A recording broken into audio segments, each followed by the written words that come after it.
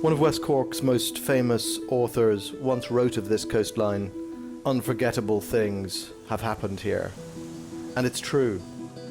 But this part of Ireland has always been connected by the sea and engaged in a dialogue with a much, much wider world. And in creating a festival in the place I come from, the place my family comes from, we wanted to help continue that conversation, to be part of it.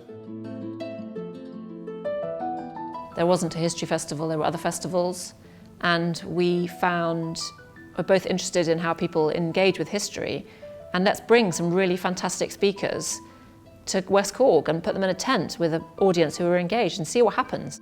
We don't even know when the Irish Declaration was written, by whom it was written, or how it was written. So it is a forgotten declaration.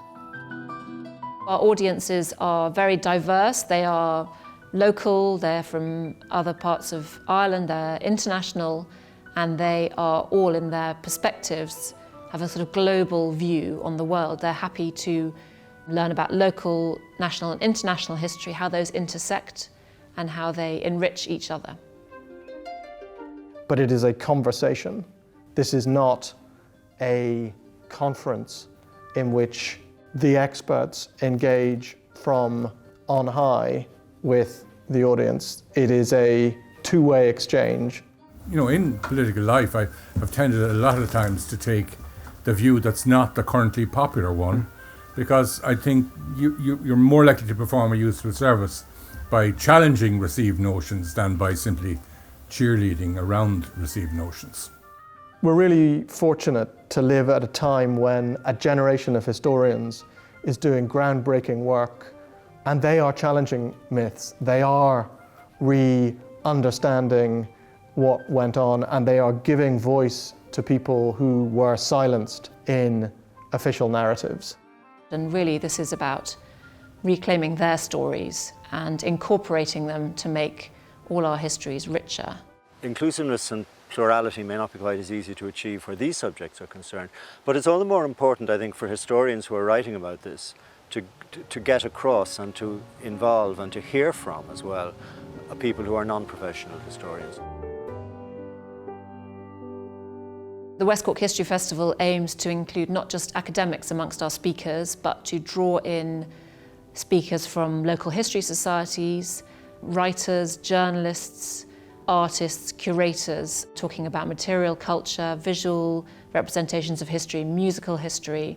All of those things give a lot more texture to the history that we're telling at the festival and give us all different perspectives.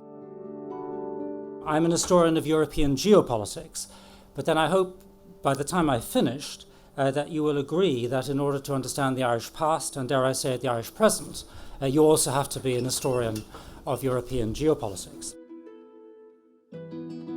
So the conversations that start during the talks don't stop. They carry on over coffee in the bar later on. We have a fantastic range of West Cork's famous food and drink. There's a very relaxed environment. There's a bookshop. We really want people to carry on the conversations they've started. Unforgettable things have happened here, but the way we're talking about them is changing.